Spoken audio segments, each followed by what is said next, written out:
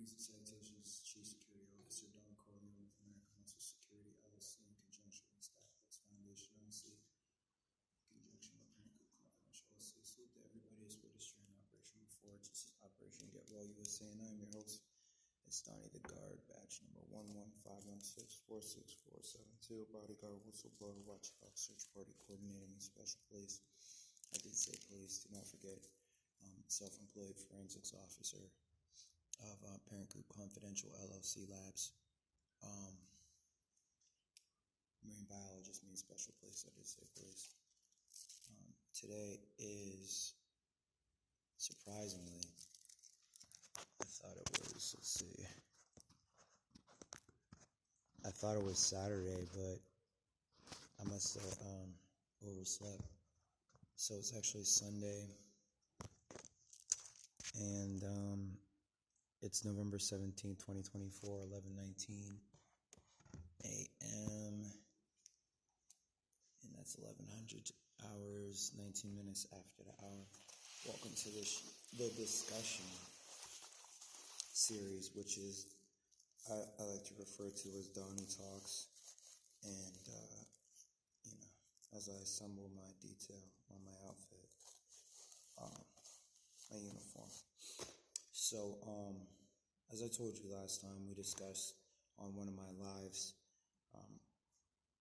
the place where you put your name tag, the name of your company, or when you're dealing in police work or security,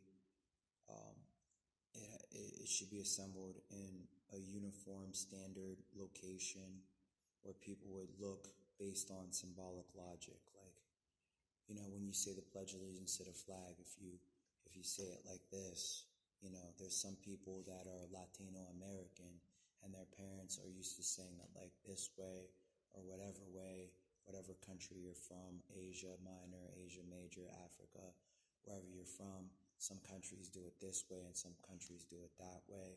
So depending on how you were raised, it might be both. It might not even be a country thing. It might be an organization thing. But we're going to talk about how I'm going to help your average everyday student and just everyday community member, mostly in my communities, in my neighborhoods where I have friends and they live, I live. And when I'm not on tour performing with Coast to Coast Live, I'm a hip-hop artist, I'm a DJ. I've spun on Lion 90.7 FM at Penn State. I also work there as a university police officer.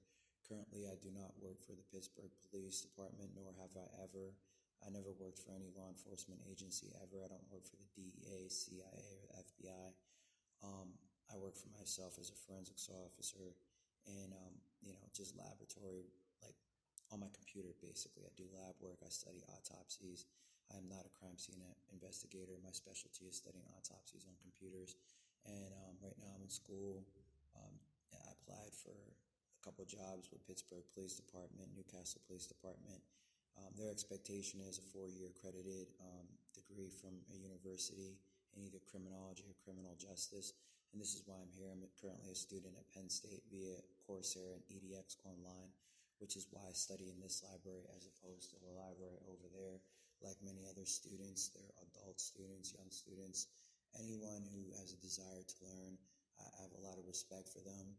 There's people my grandmother's age, my grandfather's age, aunts and uncles' age that never give up on school, and that really shows a lot of spirit and merit for themselves, and people should respect that, and America runs on learners. So let's discuss think like a cop and why that statement and that phrase came to be something that I cling dear to in my life.